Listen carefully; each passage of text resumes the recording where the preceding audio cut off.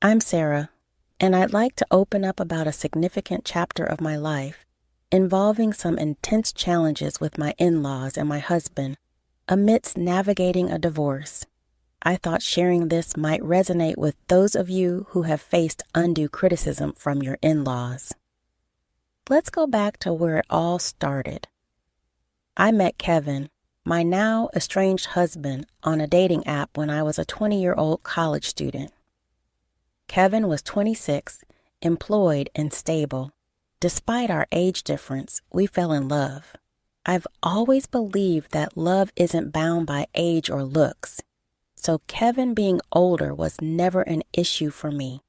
However, Kevin was troubled by our age gap. He would often ask, "Why are you with me, Sarah? You could find someone your age who might be a better match." But I chose him because I loved him, and for me, age was just a number.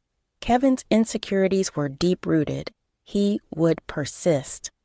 There must be other reasons, Sarah. It's not usual for someone like you to love someone like me. I wish you'd just tell me the real reason. I reassured him repeatedly that my feelings were genuine. I wasn't interested in dating someone my age. I loved him, and that was what mattered to me. Despite my assurances, Kevin's self-doubt lingered, hinting at deeper self-esteem issues that seemed to have kept him single before we met. Eager to prove my genuine affection, I made it a point never to let Kevin spend excessively on me. While I was a college student managing my finances, I wasn't wealthy, but made sure to buy him thoughtful gifts and handle my expenses. I always worked part-time jobs, ensuring I wasn't financially dependent on him.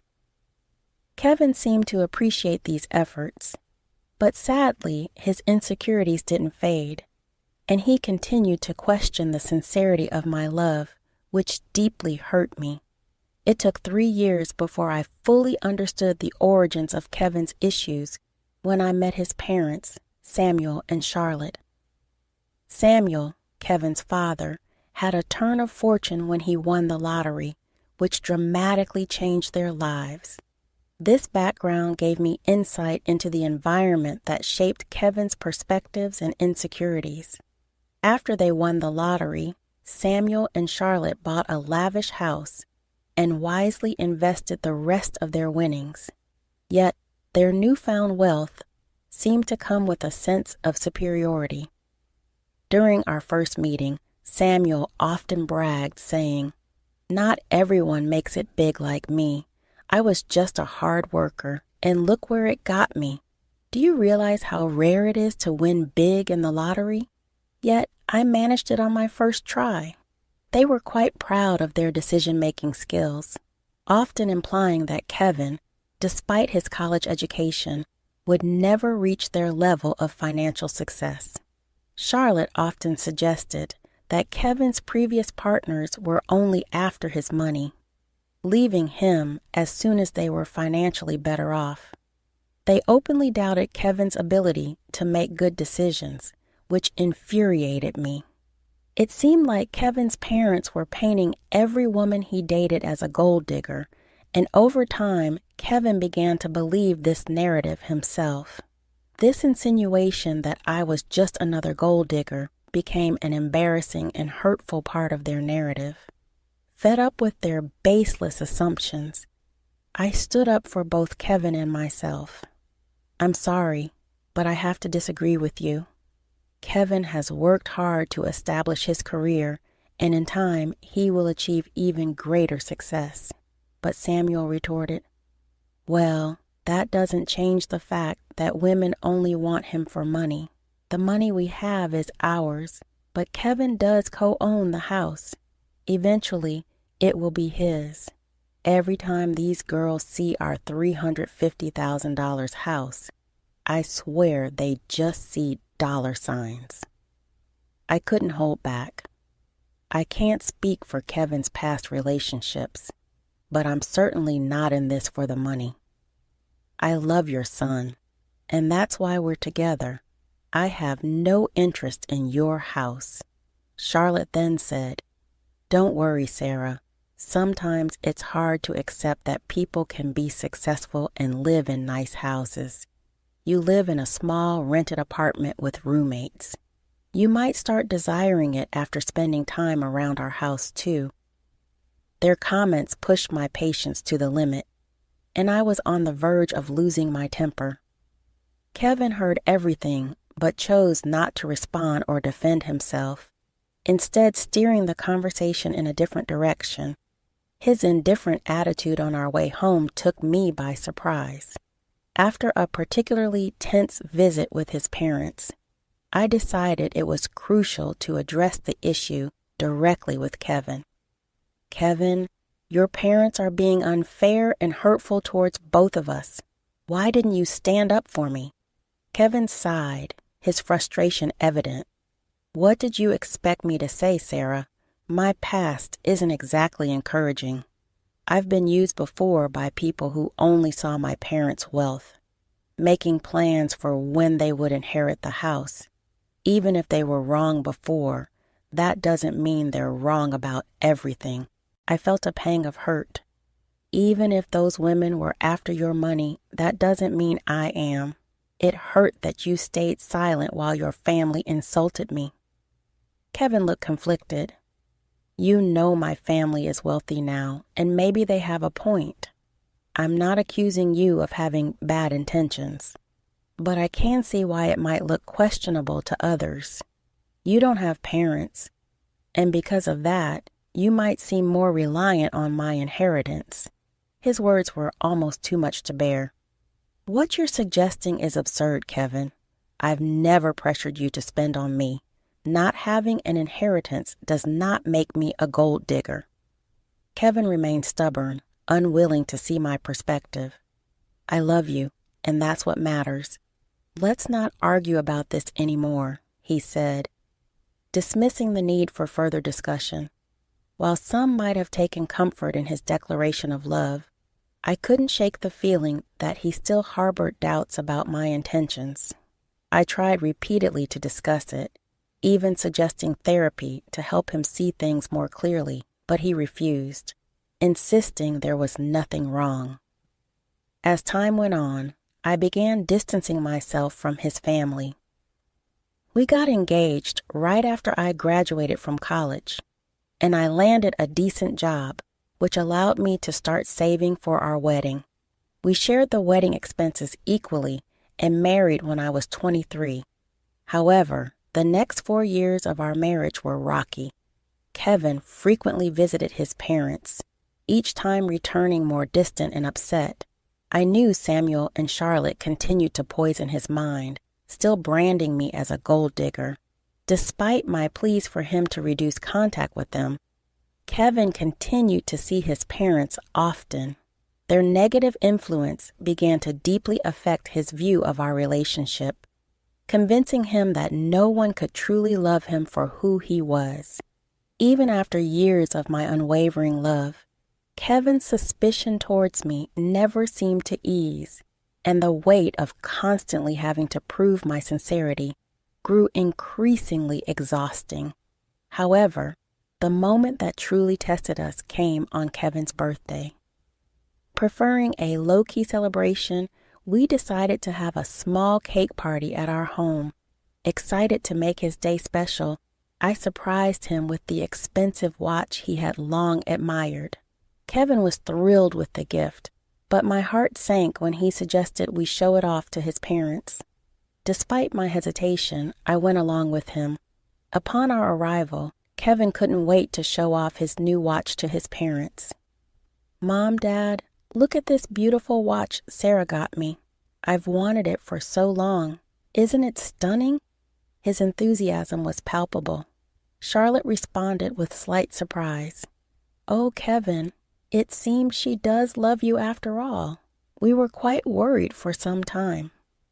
But Samuel quickly added, "Don't be fooled, old Charlotte. She's a gold digger. She married our son because we have a $350,000 house. Let's not ignore the facts." I couldn't contain my frustration. "Excuse me, Why do you think I married your son for your house? I've been working and living in an apartment for years. Besides, if age was a concern, why would I marry someone older unless I truly loved him? I assure you, I didn't marry Kevin for his money or your house. I married him because I love him. Surely Kevin can confirm that, right? To my astonishment, Kevin remained silent. His reluctance to defend me in front of his accusing parents was deeply unsettling. I felt increasingly isolated as he avoided making eye contact, sinking under their harsh assumptions. Pushed to my limit, I confronted him. Kevin, why aren't you saying anything? Your parents have always labeled me a gold digger. How will they ever see the real me if you don't speak up? Why are you so quiet? Tell them they're wrong.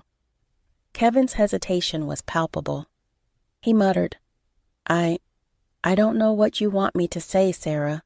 Maybe my parents aren't completely wrong. There might be a possibility that... His words trailed off, but the implication was clear. This doubt, this inability to stand by me, was more than just a simple misunderstanding. It was a fundamental crack in the foundation of our relationship, casting a shadow over our love and my place in his life. In Kevin's birthday celebration, which quickly turned sour, I was astounded by the accusations flying my way. Are you serious right now, Kevin? You believe I married you for your assets? His parents chimed in, their suspicion clear. Oddly, you've never thought about buying a house, isn't it?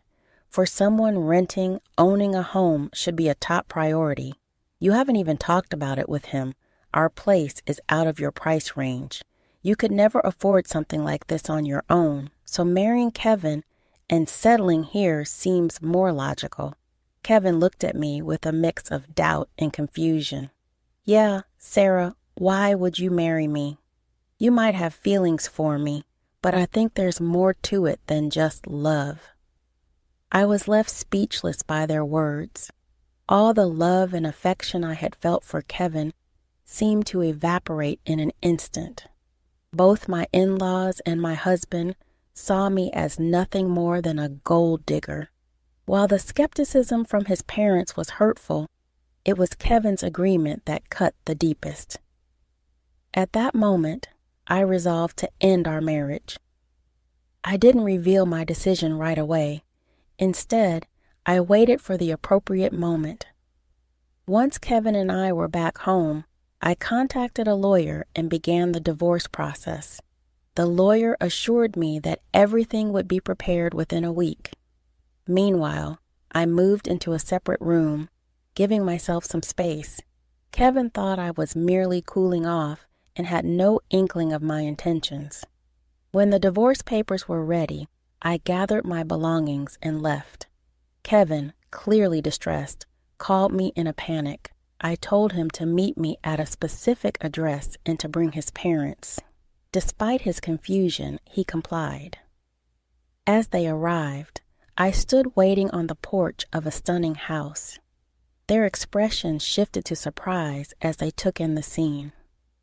You must be wondering why I brought you here, I said, gesturing to the luxurious surroundings.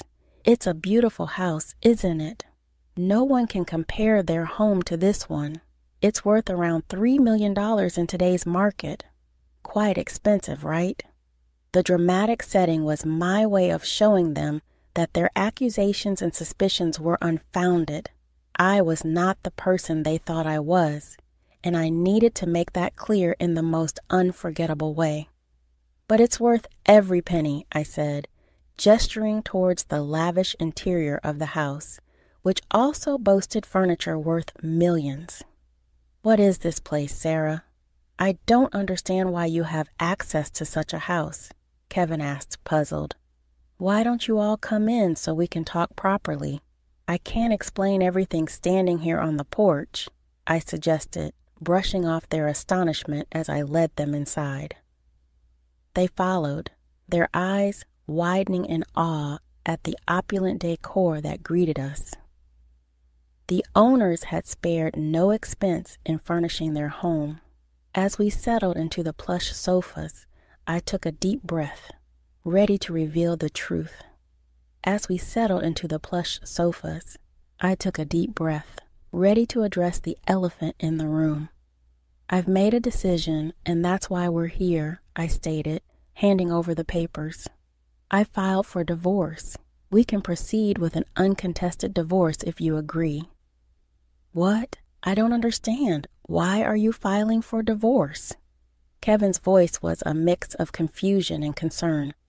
It's simple, I said, my voice steady, despite the storm of emotions inside me. You and your parents think I'm a gold digger.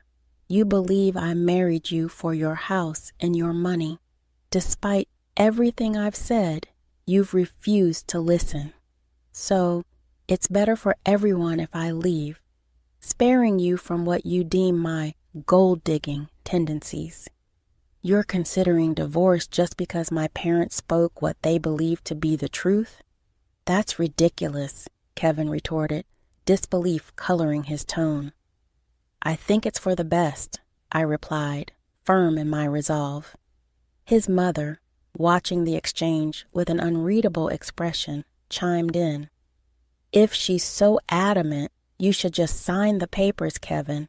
Then at least you can find someone who truly loves you.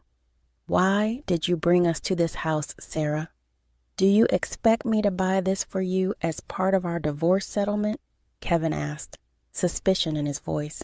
Why would I need you to buy this house, Kevin? This house is already mine, I answered calmly, watching their shock and disbelief unfold.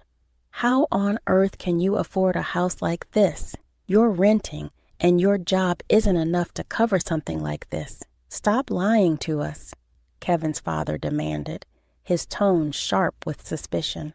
Their disbelief was palpable, but the truth of my independence and financial capability was something I was ready to prove once and for all. This revelation was not just a statement of my financial independence, but also a declaration of my autonomy, forever altering the dynamics of our relationship. I'm not lying, I asserted firmly, seeing the disbelief on their faces. Kevin, remember when I mentioned that my parents left me some inheritance? Well, this house is part of it. It's under a trust for now, but I will officially inherit it when I turn 31. I don't need to work a high-paying job because I have a trust fund waiting for me. That's impossible, Kevin interjected. Your parents passed away a long time ago. They should have given you the house earlier. My parents were aware of the potential leeches I might attract, I explained. So, they instructed me never to disclose the house or the trust fund to anyone. Call it foresight, but they knew someone could try to exploit me. Hence, they placed everything in a trust to keep it safe until I reached 31. By then, I'd hopefully be settled with someone who genuinely cared about me, not my inheritance. Oh my God, Sarah, you should have told us about your wealth. We had no idea. This is a sizable house you have. We could all live very comfortably here, Kevin's mother exclaimed. Yeah, you should have shared that sooner. We thought you were after our house. We could have avoided all the misunderstandings, Kevin added, looking relieved yet somewhat embarrassed. I always knew Sarah was perfect for Kevin. I've been saying she's a great woman. Look how wealthy she is. Kevin's father chimed in, his tone shifting dramatically. Hearing this, I couldn't help but laugh. Their attitude toward me had shifted so rapidly it made my head spin. What was even more bizarre was that they seemed to suddenly forget about the divorce papers I had brought. Pulling out the papers, I signed them. As I was saying, here's my signature for an uncontested divorce. You can just sign these to make it easy. If you want to fight, we can take this to court, but I won't live with you anymore. Wait, Sarah, listen to me. There's no need to rush this, Kevin pleaded. You've already proven you're not a gold digger. There's no reason to get a divorce anymore. We even apologize for any misunderstanding. That should make things better, right? Yes, Samuel is right. We're sorry, Sarah. We doubted you for no reason, his mother added, her voice filled with regret.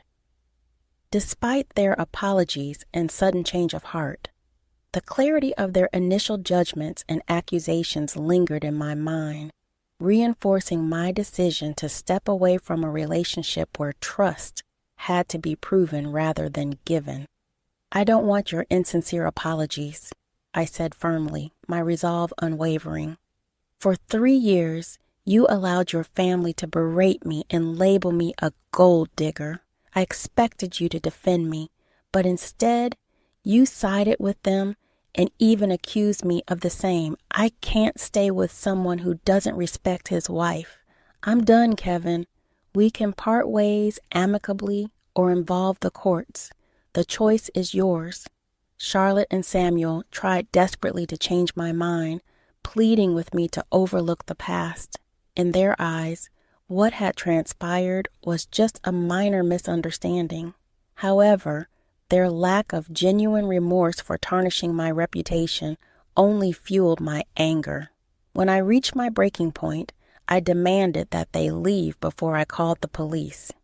My firm stance intimidated them, and they left without further argument. Over the next few weeks, Kevin and his parents continued to harass me. They begged, pleaded, and even offered bribes to persuade me to stay. Their belief that money could sway my decision only intensified my fury. It was a stark revelation of their persistent view of me as someone motivated by financial gain.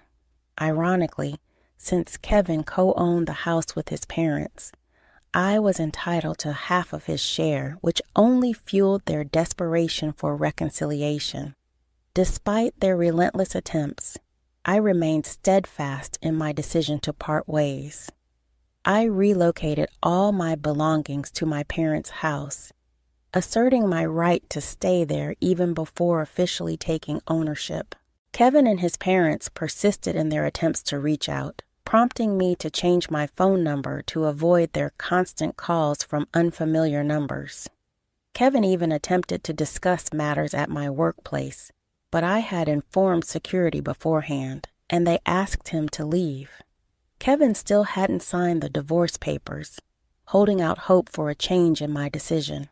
Nearly a year has passed, and yet the situation remains unresolved, a testament to the complexity and emotional depth of our entangled lives. Since I initiated the divorce proceedings, with less than a year remaining until the legal process is concluded, I've managed quite well on my own, living independently. I've found both happiness and financial stability. While I've gone on a few dates, I'm not considering anything serious at the moment. According to a cousin of Kevin, his family is now worried about having to pay me my rightful share of the house. The legal fees are mounting, and their savings are proving to be insufficient. Kevin is even advocating for selling the house, harboring resentment toward his parents for the upheaval they've caused in his life. At this point, I simply don't care about their dilemmas.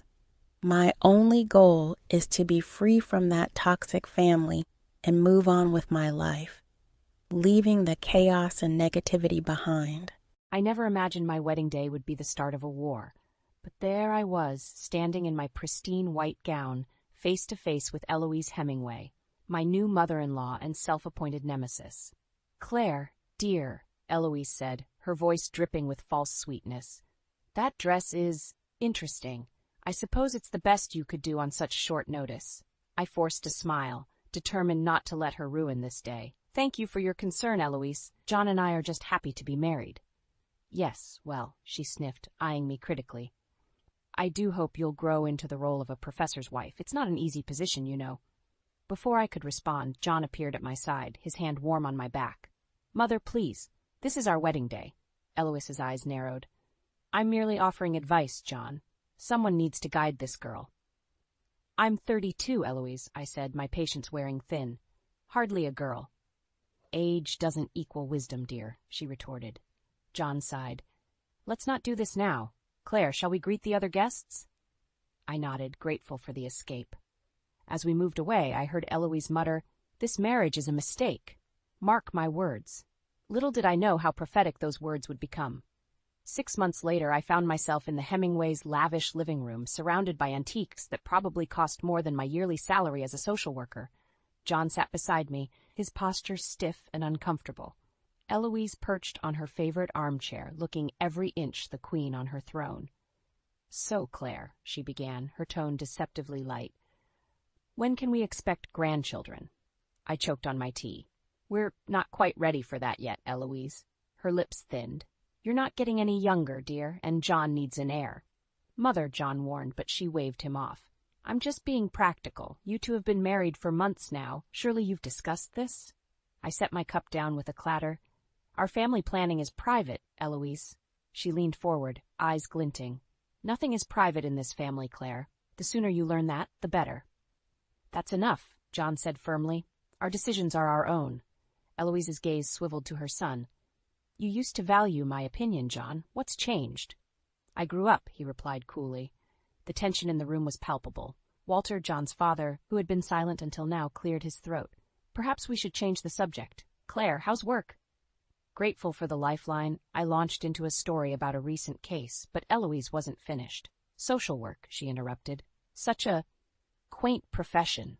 Wouldn't you rather focus on supporting John's career? I felt my cheeks burn. My work is important to me, Eloise. I help people. And John doesn't? She countered. That's not what I... You know, Eloise continued, her voice sharp. When John brought you home, I thought, well, at least she's pretty. But beauty fades, dear. What will you offer our family then? The room fell silent. I stared at her, shocked by the blatant cruelty. John stood abruptly. We're leaving. Mother, this behavior is unacceptable. Eloise's eyes widened in feigned innocence. I'm only trying to help. As we gathered our things, I caught Walter's apologetic gaze. He mouthed, I'm sorry, as we headed for the door. Outside, John pulled me close. I'm so sorry, Claire. I never thought she'd go this far. I leaned into him, fighting back tears. What are we going to do? He sighed heavily. I don't know, but we'll figure it out together. As we drove home, I couldn't shake the feeling that this was just the beginning. Eloise had declared war, and I was woefully unprepared for battle. But one thing was certain. I wasn't going down without a fight.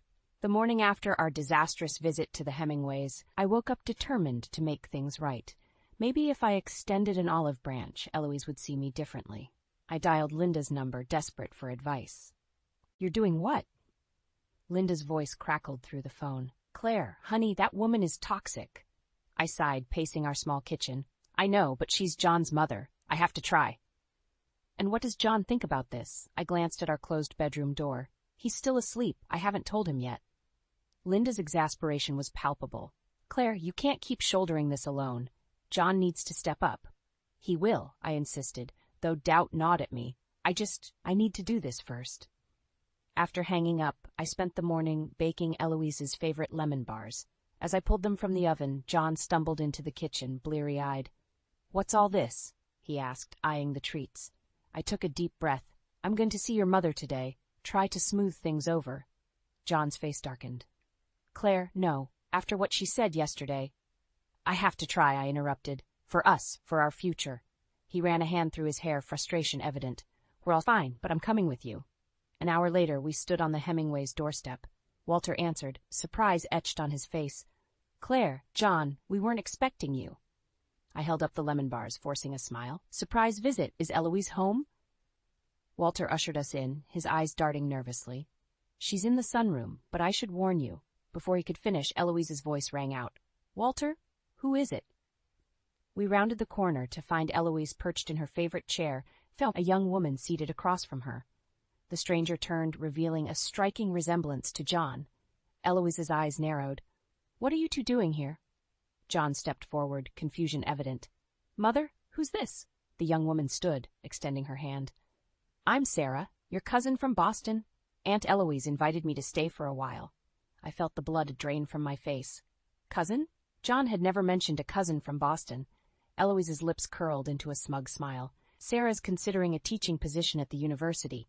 I thought she and John could catch up. The implication was clear. Sarah was everything I wasn't, poised, educated, from the right family. My peace offering suddenly felt pathetic. "We brought lemon bars," I said weakly, holding out the container. Eloise waved dismissively. "How thoughtful. Sarah, dear, why don't you and John take a walk in the garden, catch up on old times?" John hesitated, glancing between me and Sarah. "I don't think." "Nonsense," Eloise interrupted. "Claire and I can chat here. Go on." To my dismay, John allowed himself to be led away, leaving me alone with Eloise. As soon as they were out of earshot, her demeanor changed. "Did you really think some baked goods would fix this?" she hissed. I straightened my spine. "I'm trying here, Eloise. Why can't you meet me halfway?" She leaned forward, eyes glinting. "Because you don't belong in this family, Claire. You never will. Sarah, on the other hand." "John loves me," I said, but my voice wavered. Eloise's smile was cold. "For now. But love fades. Family, tradition, those are forever." I stood abruptly. "I should go." "Yes, you should," Eloise agreed. "And Claire, next time call before you visit. It's only proper." I fled the house, tears stinging my eyes. Outside I caught a glimpse of John and Sarah, heads bent close in conversation. The sight sent a jolt of fear through me. As I drove home alone, Linda's words echoed in my mind. I couldn't keep doing this by myself. Something had to change. But as I pulled into our driveway, one question haunted me. Was I fighting to save my marriage? Or was I fighting a battle I'd already lost? I should have known better than to agree to this vacation. But when Walter suggested a family trip to their beach house, John's eyes lit up with nostalgia. Even Eloise seemed less combative than usual. So, against my better judgment, I packed my bags and hoped for the best. The first day wasn't terrible. We arrived late afternoon, the salty air a welcome change from the city. John and I settled into our room, while Eloise and Walter took the master suite. "See?" John said, wrapping his arms around me. "This might be good for us." I wanted to believe him, but doubt nagged at me. "What about your work? I thought you had that important meeting." He kissed my forehead. "I'll have to leave a day early, but it's worth it for some family time." Family time. The phrase left a bitter taste in my mouth. Dinner that evening was tense but civil. Eloise kept her barbs to a minimum, though her eyes followed my every move. As we cleared the table, Walter pulled me aside. "Claire," he said quietly, "I know things have been difficult, but Eloise is trying. Give her a chance." I nodded, not trusting myself to speak. If only he knew how much I'd already tried. The next morning, disaster struck. John received an urgent call from the university. "I have to go," he said, throwing clothes into his suitcase. "The dean needs me for an emergency meeting." Panic rose in my throat. "Now? But we just got here." He looked torn. "I'm sorry, Claire. I'll be back as soon as I can." And just like that, he was gone, leaving me alone with my in-laws. Eloise's smug expression said it all. "Well," she mused, "I suppose we'll have to make the best of it." The day dragged on endlessly. I tried to lose myself in a book on the beach, but Eloise's constant hovering made it impossible to relax. "You really should wear more sunscreen, dear," she chided. "Your skin isn't used to this sun." I bit back a retort, reminding myself of Walter's plea for patience. As evening approached, Walter announced he was heading into town for supplies. "Anyone want to join me?" I jumped at the chance to escape, but Eloise beat me to it. "I'll come, darling. Claire can get started on dinner." Left alone in the beach house, I tried to focus on cooking, but as I rummaged through the fridge, a realization hit me. There wasn't enough food for 4 people. In fact, there was barely enough for 3. My hands shook as I dialed John's number. No answer. I tried Walter next. "Claire?" His voice crackled through the speaker. "Is everything all right?" "Walter," I said, fighting to keep my voice steady, "did you know there's only enough food here for 3 people?" A long pause followed. "Oh dear," he finally said. "I thought Eloise had taken care of that." The pieces fell into place with sickening clarity. This wasn't an oversight. It was deliberate. When Eloise and Walter returned, I was waiting. "There's no room for me here, is there?" I asked, my voice surprisingly calm. Eloise's eyes narrowed. "Whatever do you mean?" "The food, Eloise? The sleeping arrangements? This whole trip, it was never meant for 4 people." Walter looked stricken. "Claire, I'm sure there's been a misunderstanding. No misunderstanding, I cut in. This was your plan all along, wasn't it, Eloise? Get John away, then make it clear I don't belong. For once, Eloise seemed at a loss for words, but her silence spoke volumes. I grabbed my bag, already packed. I'm leaving. Tell John. Tell him he has a choice to make. As I drove away, tears blurring my vision, I realized this was more than just a family squabble. This was war, and for the first time, I was ready to fight back. My phone buzzed with a text from Linda. How's the vacation? I pulled over, my hands shaking as I typed a reply. It's over, and so is my patience. I need your help. The battle lines were drawn. Eloise had made her move. Now it was my turn. I never expected a simple video to change everything. But as I sat in Linda's living room watching my humiliation play out on her laptop screen, I realized nothing would ever be the same. Oh my God, Claire, Linda gasped, her hand covering her mouth. I can't believe she did this to you. The video, taken by another beachgoer, showed Eloise in all her cruel glory. Her voice, dripping with disdain, echoed through the speakers. Well, dear, it seems there's no room for you here. Perhaps it's a sign you don't quite fit in our family.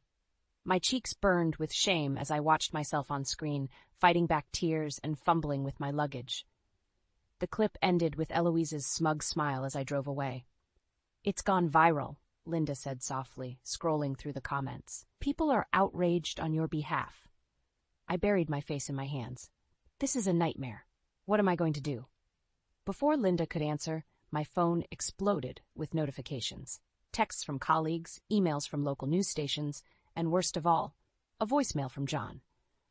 With shaking hands, I played the message. Claire, what the hell is going on? Mom's hysterical, Dad won't stop apologizing, and I'm getting calls from the university about some video. Call me back. Now. I looked at Linda, panic rising in my chest. I can't face him. Not yet. She squeezed my hand. You don't have to, but Claire, people are on your side. This could be an opportunity. An opportunity for what? I asked, bewildered. To make a difference. To speak out against emotional abuse and family bullying. Your story is resonating with so many people. As if on cue, my work phone rang. It was my supervisor at the social services department. Claire, she said, her voice unusually gentle. I've seen the video. I'm so sorry for what you're going through, but I have a proposition for you. She explained that a local women's shelter was looking for a spokesperson for their new campaign against family abuse. They wanted me. Your experience, combined with your professional background, makes you perfect for this, my supervisor continued. It's a chance to turn this awful situation into something positive. I felt a spark of hope for the first time in days. Can I think about it? Of course, but don't take too long. The media attention won't last forever. After hanging up, I turned to Linda. What should I do? She smiled encouragingly. I think you already know the answer. Just then, another call came through. John again. This time I answered. Claire, where are you? He demanded. We need to talk about this. I took a deep breath, steeling myself. Yes, we do. But not yet. He's with... I need time to think. Think about what? His voice rose. This video is destroying our family. Our family, I repeated, a sudden clarity washing over me. John, your mother has been destroying me for months. Where were you then?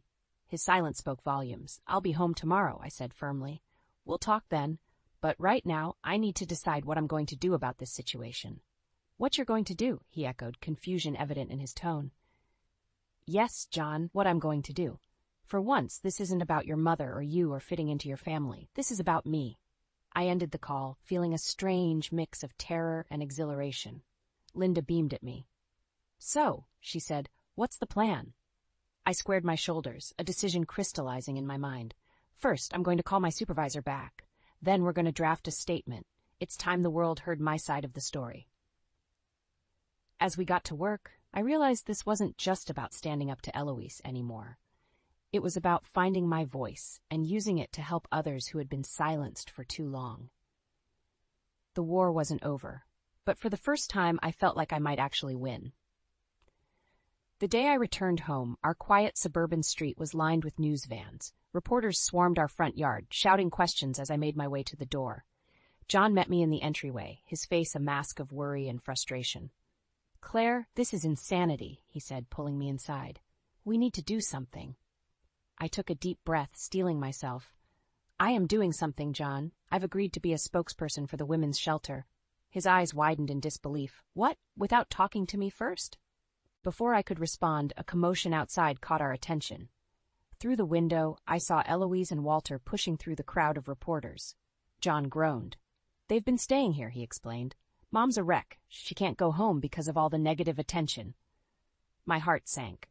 Of course, Eloise had managed to make herself the victim in all this.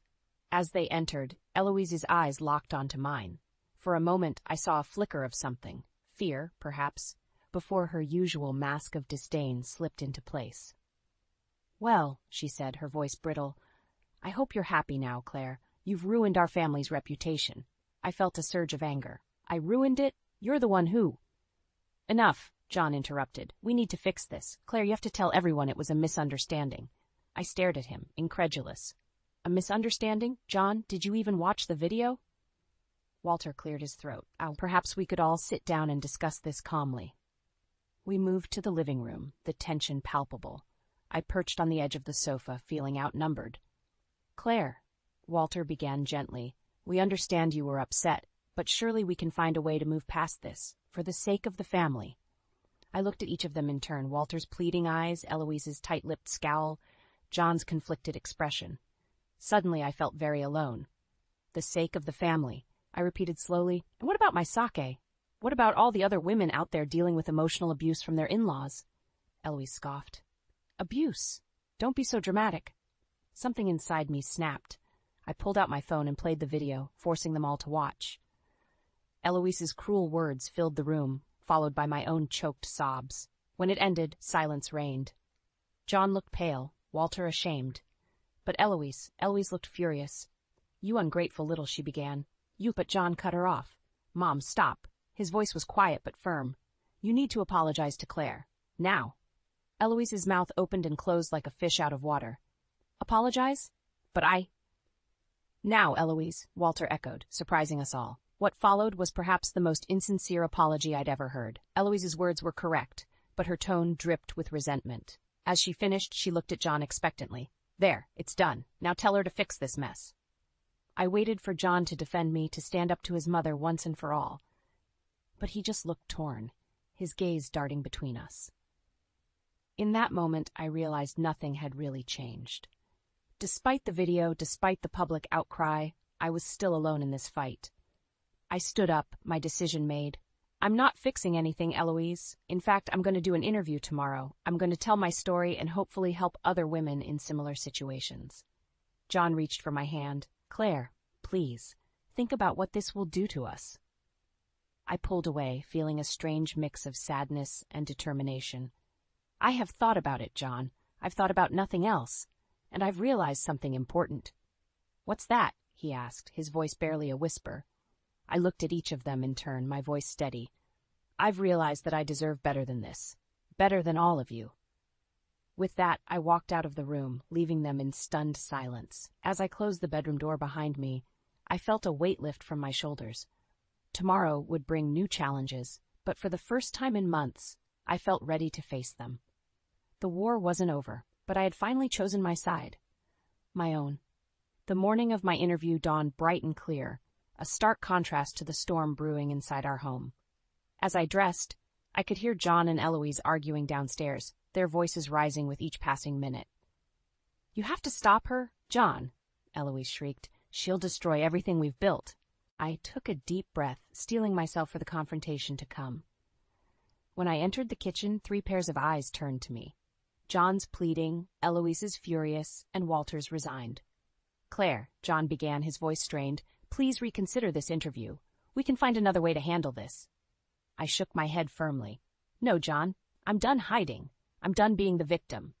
Eloise slammed her hand on the table. Victim, you ungrateful little witch! After everything we've done for you. That's enough. John's shout startled us all. He turned to his mother, eyes blazing. Mom, if you can't control yourself, you need to leave, now.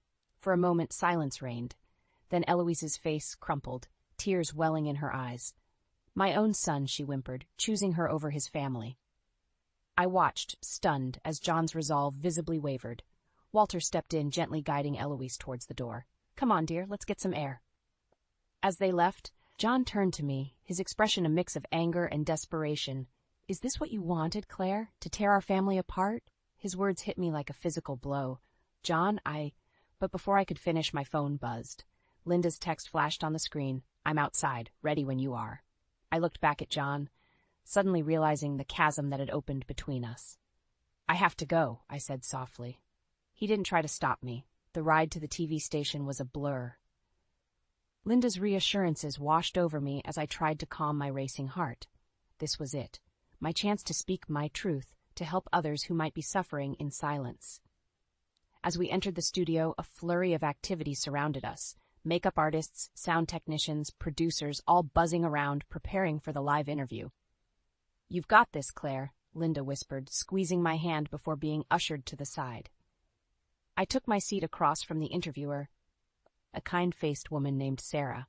As the countdown began, I closed my eyes, centering myself. "And we're live in 3, 2, 1. Sarah's voice was warm as she introduced me, briefly recapping the viral video that had brought me here.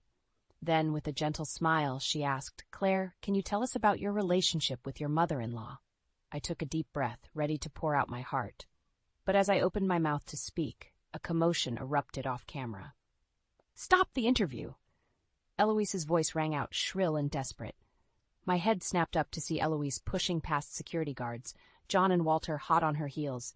The studio erupted into chaos. "You can't let her speak," Eloise cried, pointing at me accusingly. "She's lying. She's trying to ruin us." John reached for his mother, his face a mask of shock and embarrassment. "Mom, stop! You can't!" But Eloise was beyond reason. She lunged towards me, eyes wild. "I'll show you what real family loyalty means, you home-wrecking." Security finally reached her, restraining her flailing arms. As they dragged her away, her shrieks echoed through the studio. I sat frozen, the camera still rolling, capturing every moment of this surreal scene. Sarah looked at me, her professional composure cracking. "Claire, are you all right?" I stared at her, then at John, who stood rooted to the spot, looking utterly lost. In that moment, I realized the true cost of speaking out. This wasn't just about me anymore. This was about every person who had ever felt silenced, every family torn apart by toxic behavior. With a clarity I hadn't felt in months, I turned back to the camera. My voice, when it came, was steady and strong. "No," I said, "I'm not all, but I will be, and that's why I'm here today." As I began to tell my story, I knew there was no going back.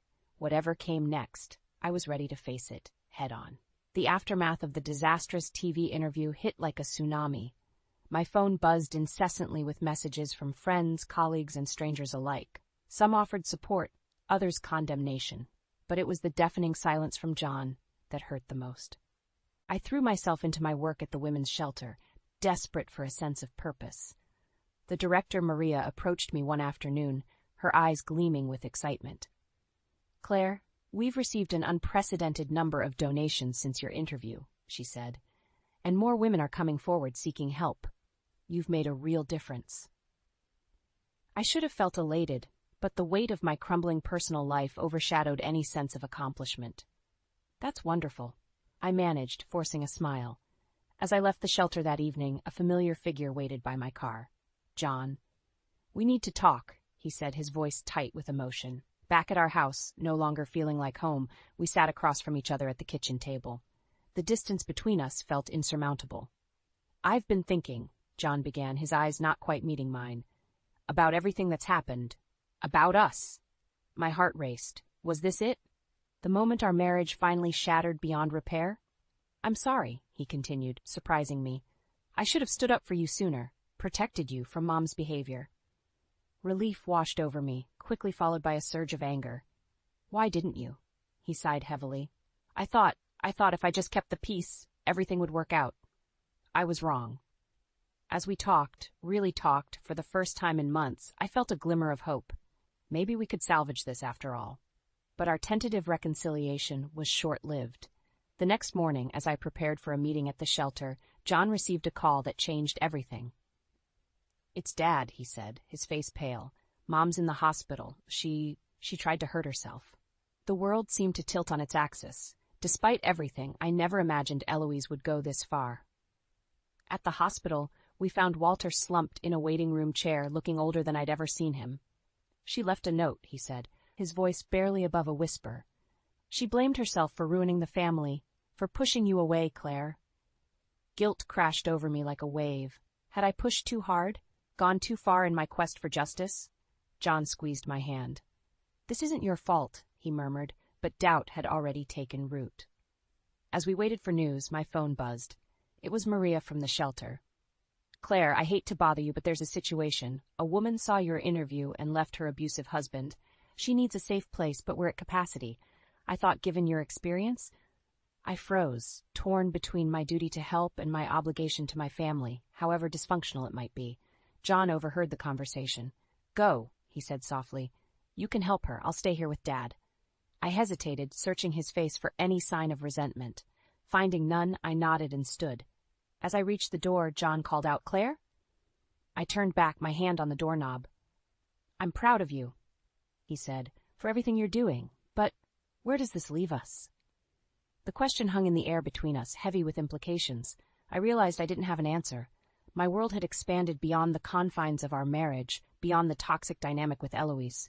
I was making a difference, helping others, finding my voice. But at what cost?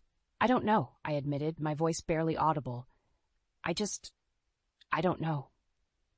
As I walked away, leaving John in that sterile hospital corridor, I felt like I was standing on the edge of a precipice. Behind me lay the familiar, a marriage built on compromise and silence. Ahead, an unknown future, full of possibility but also uncertainty. The choice was mine. But for the first time, I wasn't sure which path to take. 6 months after Eloise's hospitalization, I found myself standing outside her rehabilitation center, my heart pounding. John squeezed my hand reassuringly. You don't have to do this, he said softly. I took a deep breath. Yes, I do. We entered to find Eloise sitting by the window, looking smaller and more fragile than I'd ever seen her. When she turned and saw us, her eyes widened with surprise. Claire? Her voice was barely above a whisper. I didn't think you'd come. I sat across from her, acutely aware of the tension in the room. I almost didn't, I admitted, but I realized something important. This cycle of hurt and resentment, it has to stop. Eloise's eyes filled with tears. I've had a lot of time to think, she said, about the kind of person I've been, the pain I've caused. I'm so sorry, Claire, for everything. Her words, so long awaited, washed over me. But instead of the vindication I'd expected to feel, I felt only a profound sadness for the years we'd lost. I'm sorry, too, I said, surprising myself. I could have tried harder to understand you, to find common ground. John, who had been silent until now, spoke up. We all made mistakes. But maybe it's not too late to start over? As we talked, really talked, for the first time, I felt a shift in the air. It wasn't forgiveness, not yet, but it was a start. Leaving the center, I felt lighter than I had in years. But there was one more thing I needed to do. At home, I called Linda. I've made a decision, I told her, about the book deal and the speaking tour. You're going to do it, she asked excitedly. I took a deep breath. No, I'm turning it down. There was a pause. Claire, are you sure? This could be huge for your career. I know, I said, but I've realized something. My story isn't just mine anymore. It belongs to Eloise, too, and John and Walter, and I don't want to keep reliving the past. I want to move forward. After hanging up, I found John in our study. He looked up as I entered, his eyes questioning. I turned down the book deal, I said. He stood, surprise evident on his face. Claire, you don't have to do that for us, for me. I shook my head, smiling. I'm not doing it for you. I'm doing it for me. I want to help people, but not by rehashing old wounds. I want to create something new. John's eyes softened. What do you have in mind? I told him about my idea, a support group for families dealing with internal conflicts, a place where both sides could come together and heal. As I spoke, I saw the spark of understanding in John's eyes. That's incredible, Claire, and I want to help if you'll let me. In that moment, looking at my husband, I felt a surge of love and hope. We'd been through hell, but we'd come out stronger, not just as individuals, but as a team. The next day, as I stood before the group at the women's shelter, I felt a sense of peace I hadn't experienced in years. My name is Claire, I began, and I want to tell you about resilience, about forgiveness, and about the power of second chances. As I shared my story, not just the pain, but the healing too, I saw recognition in the eyes of the women before me. They weren't just hearing my words, they were seeing possibilities for their own lives. Later, as John and I walked hand in hand through the park, I reflected on the journey that had brought us here. The pain, the growth, the unexpected turns. "You know," I said, squeezing his hand, "I think we're going to be okay." John smiled, pulling me close. "More than okay, we're going to be extraordinary." And as the sun set on another day, I knew he was right. Our story wasn't over. It was just beginning. You're not needed anymore, so please go. Why would you say that after everything we've been through? This house is enough. I'm going to live here with my daughter and the others. I worked hard for 15 years to save up and buy this place. I chose a big condo so we could all live together because she wanted to move in. But then my husband stepped in. Why are you surprised? Your job here is done. Thanks for everything up to now. Are you serious? I looked straight at my husband, trying hard to stay calm despite my mixed feelings. Of course, if you don't want to leave, we can get a divorce. Do it quickly. Hearing this, I made up my mind. My husband is unemployed and doesn't understand what would happen if we divorced now. I realized he was a disappointment, and I wanted to leave as soon as possible. Understood. If that's how it is, I'll leave. Leave right now. Okay, I'd be so happy not to see your face again. They both gave me the ugliest smiles I had ever seen. There was no need to hold back against a husband and mother-in-law like this. I wanted them to feel the consequences immediately, so I sold the high-rise condo right away. My name is Sandra, and I turned 39 this year. I've been married to Robert for 4 years. We used to work at the same company, but we weren't that close then. 4 years ago, something changed. Huh? Sandra? Robert? Is that you? Long time no see. What are you doing here? Actually, I quit my job today. What? Why? I quit because it was finally time to chase a dream I've always had. You know, I've been drawing cartoons for a while, right? I finally made my debut. Seriously? That's amazing. Show me sometime. Back then, I didn't have any special feelings for him, but I was happy he praised me. Later, I found out that after quitting the company, Robert started his own business. The last time we saw each other was in our 20s, and at that time, things were going well for me at work. If you're okay with it, why don't we date? That's sudden, isn't it? I think we're really compatible. Robert's confession surprised me, but it didn't feel bad. I was about to turn 35 and thinking about marriage too. I'm at the age where I want to get married. Then let's get married. What? Really? I was overwhelmed by how quickly things were moving. Is that a no? Ah, thank you. Yes. Before I knew it, I had accepted his proposal. I went ahead with it on impulse, and though I was full of anxieties, they proved to be unfounded. You've worked hard here. Want some coffee? Thanks. Another all-nighter? Yeah, the deadline is close. Don't push yourself too hard. Both my marriage and job were going well. In fact, things were so good that I wondered if it was okay for them to be this perfect. Robert understood my work and even took care of household chores when I was busy. There was just one thing that bothered me. By the way, how's work lately? Huh? Oh, it's fine. I had some free time recently. Why? You've been coming home early and doing all the housework. I'm just doing it because I like to. Don't worry about it. Okay. We used to talk about work a lot, but for the last few weeks, he hadn't mentioned anything about his job. I believed him when he said everything was okay and didn't ask more questions. Looking back, that might have been a mistake. Before I knew it, nearly 4 years had passed. My job was going well, and there was even talk of turning my work into comics and animations. Then I started wanting to have our own home. I've been thinking about getting our own place. What do you think? A house? That sounds great. Oh, but is something wrong? Robert looked down with a regretful expression. I prepared myself, sensing something unpleasant was coming. I know this is sudden, but is there any way my mom could live with us? What? Your mother? She's alone now, and I'm a bit worried about her. Since losing my father-in-law 2 years ago, my mother-in-law seemed to have lost her spirit. It felt like there was a big hole in her heart. I was indeed worried about leaving her alone from now on. Okay, but it will take time to build a house. Maybe a condo would be better. Thank you. Just agreeing to live with her is enough for me. You can decide the rest. Then that's what we'll do. So, in between work, I visited various condos. Since we were going to live together, I wanted something spacious and comfortable. I had savings from 15 years of frugal living.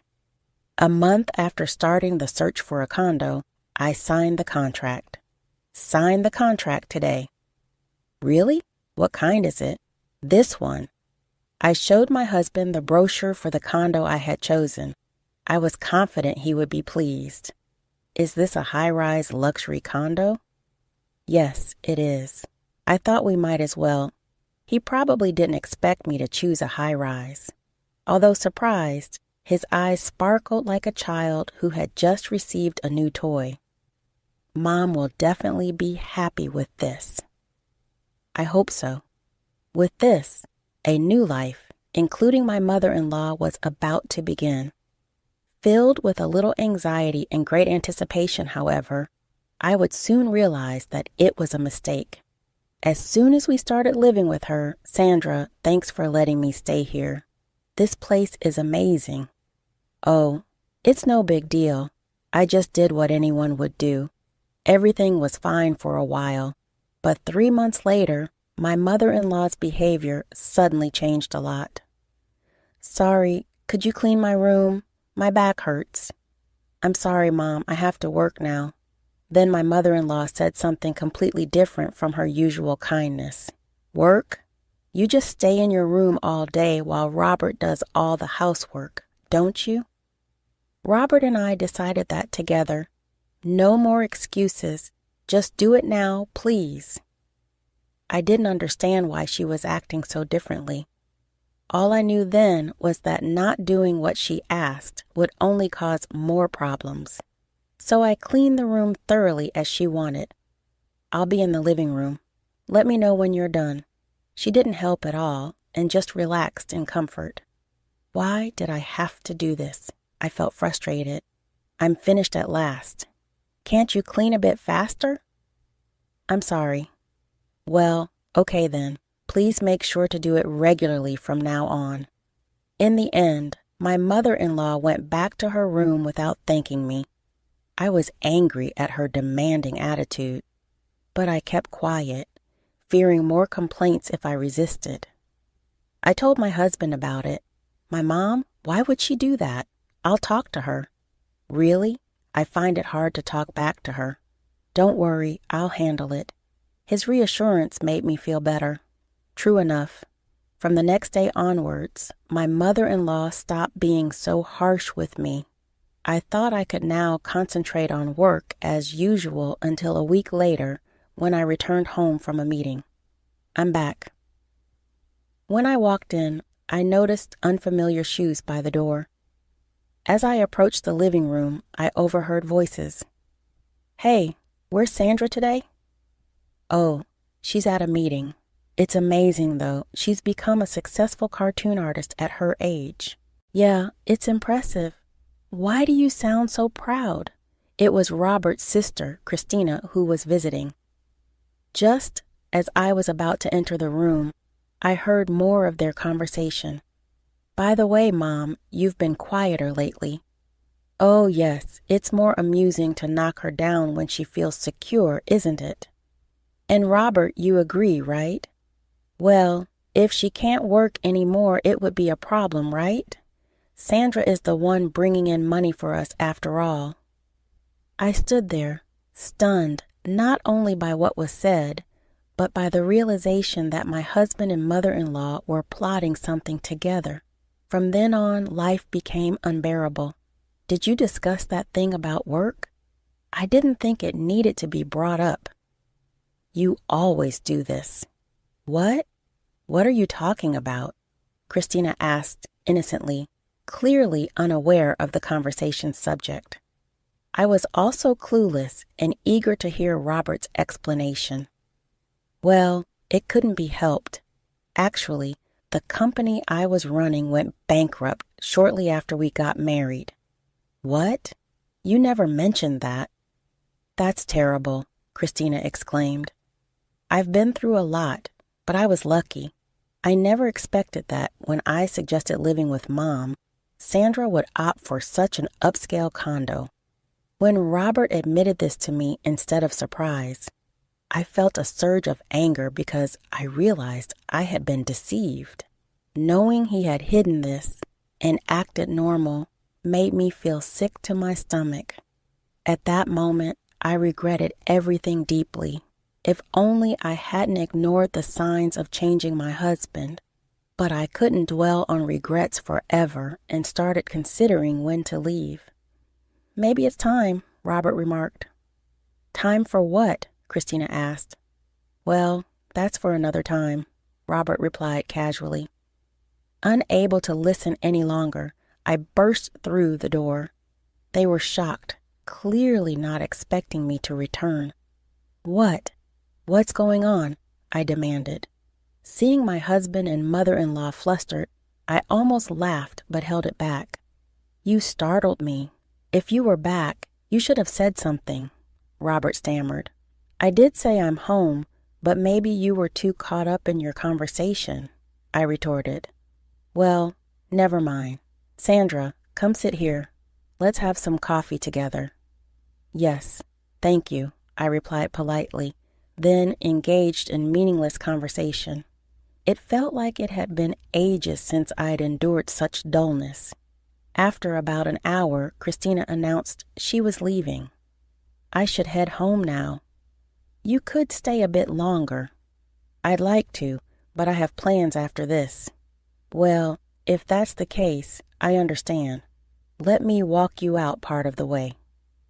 Christina probably sensed my feelings towards Robert and his mother. Maybe that's why she wanted to get away from the situation.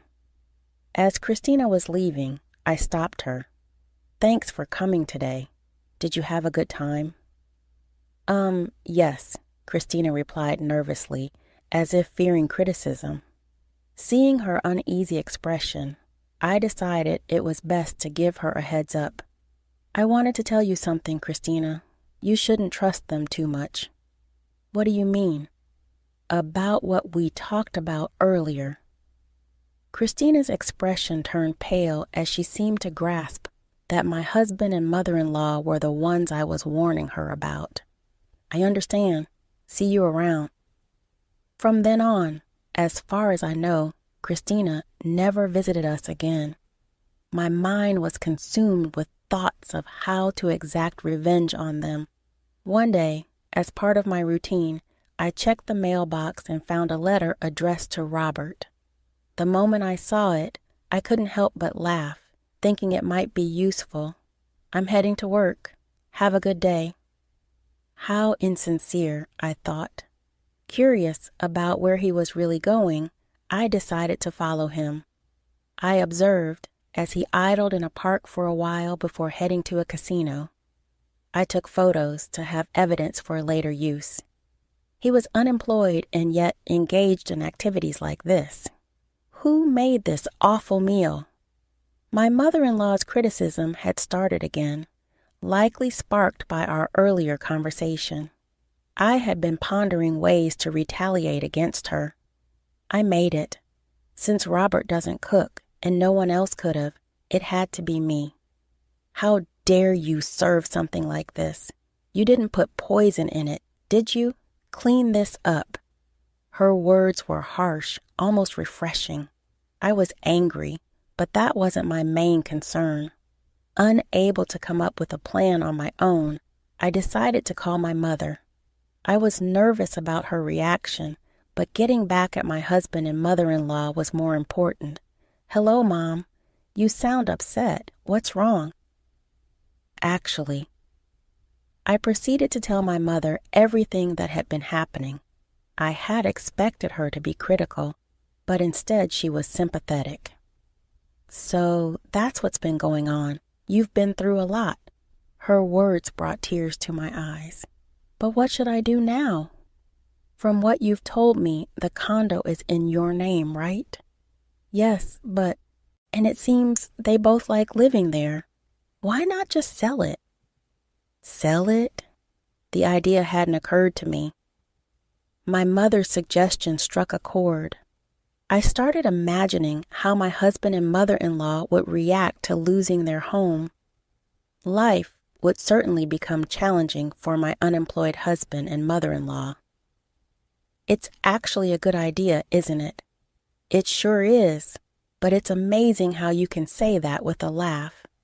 Well, it's your decision, Sandra. Just know that we're here for you. Yeah, hearing you say that gives me more strength. Feel free to reach out any time. I couldn't stop thinking about my mother's advice. One evening after dinner and cleaning up, Robert said he needed to talk. Following his instructions, I sat down on the sofa where both Robert and my mother-in-law were smirking. I had a sinking feeling about this. "So what's this talk about?" I asked cautiously. My mother-in-law began, "You're no longer needed here, so please leave." "Why would you say that after everything? This house is—" She interrupted me sharply, ignoring my frustration. "Enough. I'm going to live here with Christina and the others."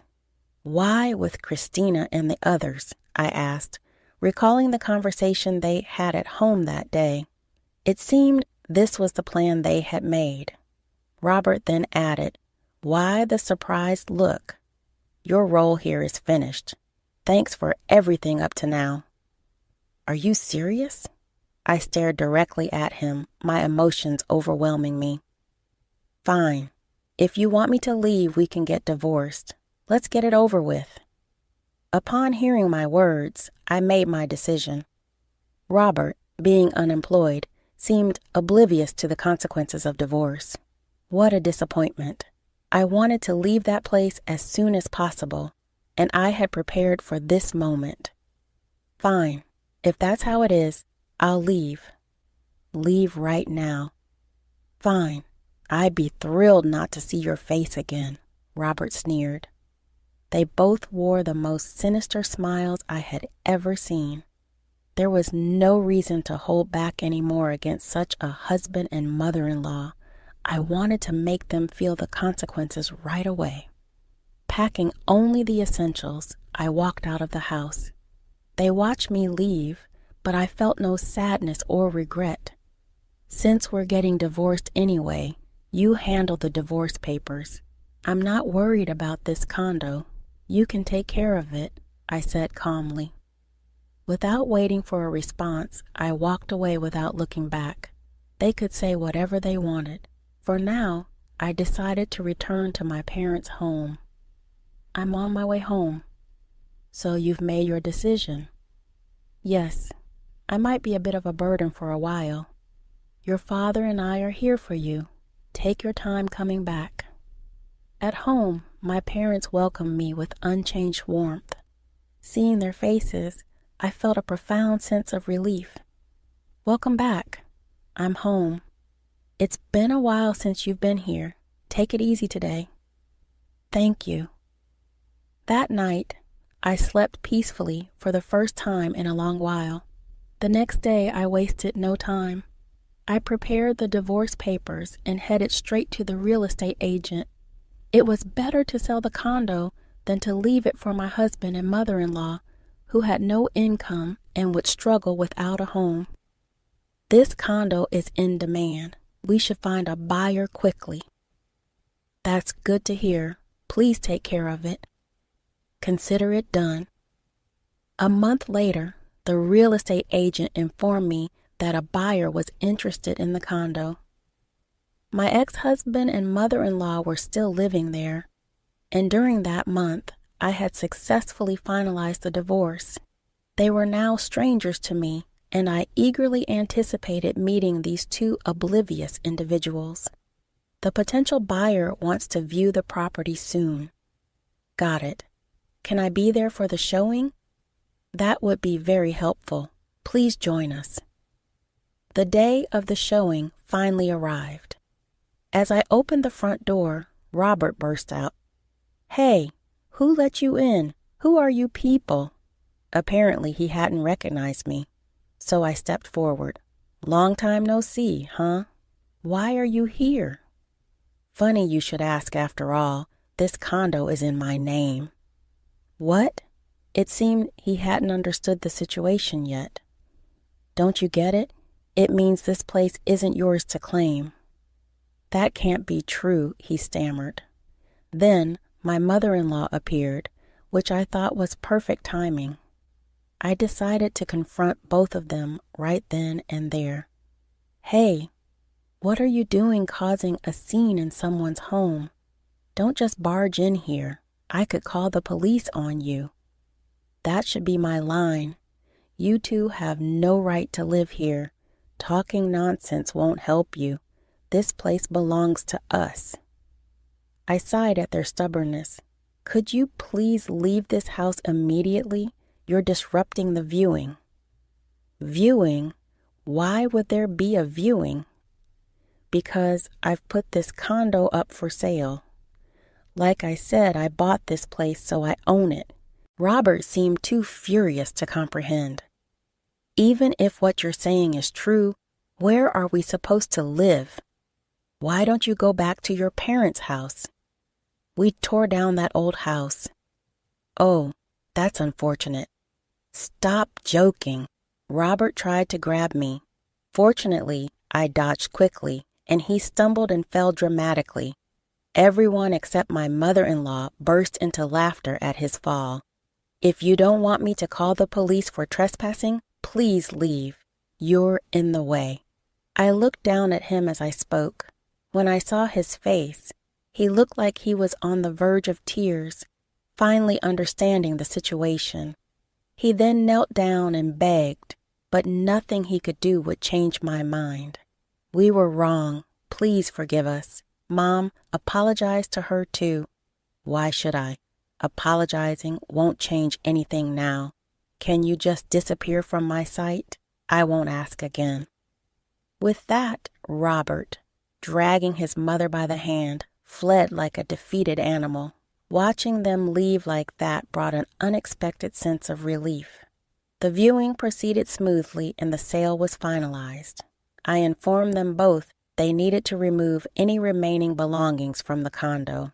That was my final act of leniency. Later, I received a call from Christina. "What's going on, Christina?" "It's about my mom and what happened." Curious about their situation since I hadn't kept track of them, I listened attentively. "It seems they're living in a tiny one-room apartment now. See, I warned you not to trust them. I've definitely learned that lesson from this experience."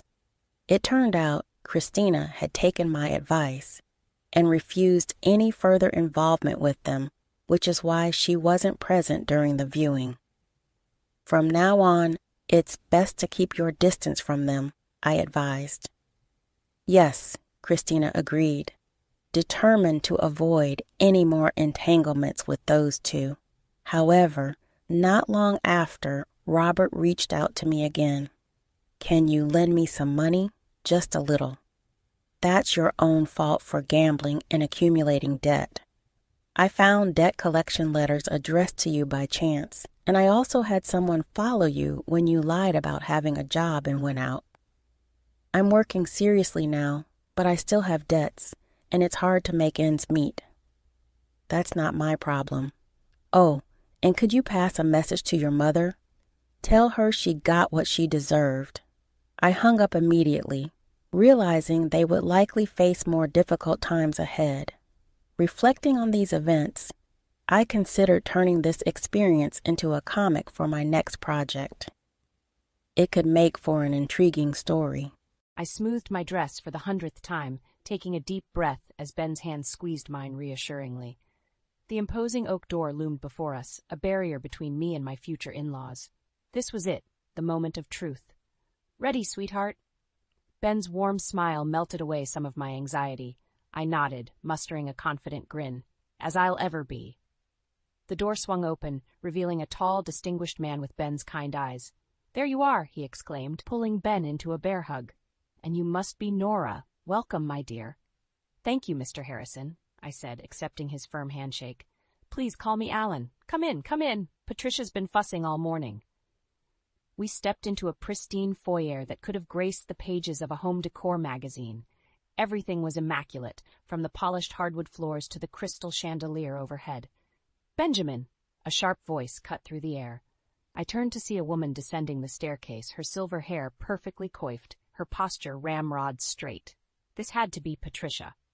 "Hello, Mother," Ben said, his voice tightening almost imperceptibly. Patricia's eyes swept over me, assessing.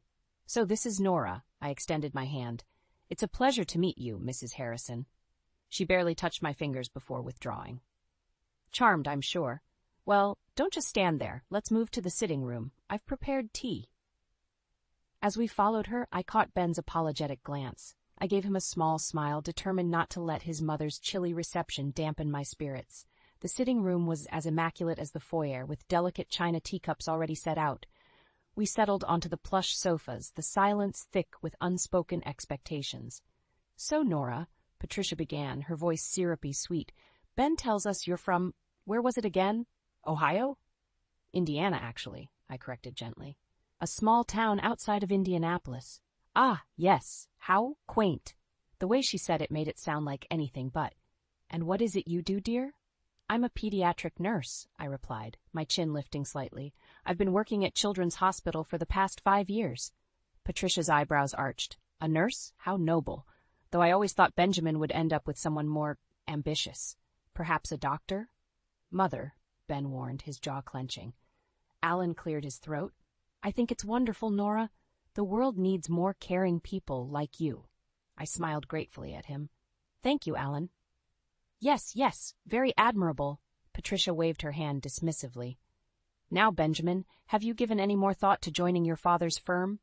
A man in your position should be thinking about his future, especially with a wife to support." Ben's hand found mine, squeezing gently. "Actually, Mother, Nora and I are quite happy with our current careers. We support each other equally." Patricia's lips pursed as if she'd tasted something sour. "I see. Well, I suppose times are changing. Speaking of change, did you hear about Sarah?" The sudden shift in topic caught me off guard. I'd heard Ben mention his older sister, but I hadn't met her yet. "What about Sarah?" Ben asked, wariness creeping into his voice. Patricia leaned forward, her eyes glittering with barely concealed glee. "Well, it seems that her marriage to Mark has finally fallen apart. I always said he wasn't good enough for her." Alan shifted uncomfortably. "Patricia, perhaps this isn't the time." "Nonsense, Alan. Families should know these things." She turned back to us. It's such a shame, but then again, Sarah always did make questionable choices." The undercurrent of malice in Patricia's voice sent a chill down my spine.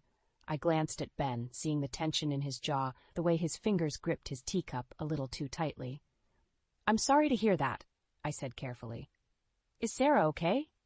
Patricia's gaze snapped to me, sharp and assessing. "Oh, I'm sure she'll manage. She always does, doesn't she, Benjamin? Though perhaps if she'd listened to me in the first place." As Patricia launched into what was clearly a well-rehearsed critique of her daughter's life choices, I couldn't shake the feeling that I'd just stepped into a minefield. What exactly had happened between Sarah and Mark? And why did I have the sinking feeling that Patricia had played a larger role in their divorce than she was letting on? The cafe bustled with the midday lunch crowd, but I barely noticed the noise. My mind was still reeling from the previous day's encounter with Patricia. I stirred my latte absently, waiting for Sarah to arrive. A tall, slender woman with Ben's warm eyes rushed in, her blonde hair wind-swept. "Nora, I'm so sorry I'm late." I stood, smiling. "Sarah, it's great to finally meet you." We hugged, and I immediately felt a kinship with Ben's sister. As we settled into our seats, Sarah's expression turned apologetic. I heard about yesterday. I'm so sorry you had to deal with that. I waved off her concern. It wasn't your fault, but I have to admit, I'm curious about what happened with Mark. Your mother seemed almost gleeful about your divorce. Sarah's face darkened. Of course she was. She orchestrated the whole thing. My jaw dropped. What? Sarah leaned in, lowering her voice. Mom never approved of Mark. He wasn't from the right background, you see. She spent years trying to drive us apart. That's terrible. I gasped. What did she do? Little things at first, backhanded compliments, accidentally excluding him from family events, but then she started spreading rumors. Sarah's voice cracked. She told our entire social circle that Mark was cheating on me. I felt a chill run down my spine. Was he? Sarah shook her head vehemently. No, never. But the damage was done. Our friends, even some of Mark's colleagues, everyone looked at us differently. The constant suspicion, the whispers. It tore us apart. My mind raced, connecting the dots. And yesterday, when she brought it up, she was gloating, Sarah finished bitterly, and probably warning you. Warning me? I echoed, confused. Sarah reached across the table, gripping my hand. Nora, you need to be careful. Mom sees you as an outsider, just like Mark. She'll try to push you out, too. My stomach churned. But why? Ben and I love each other. We're happy.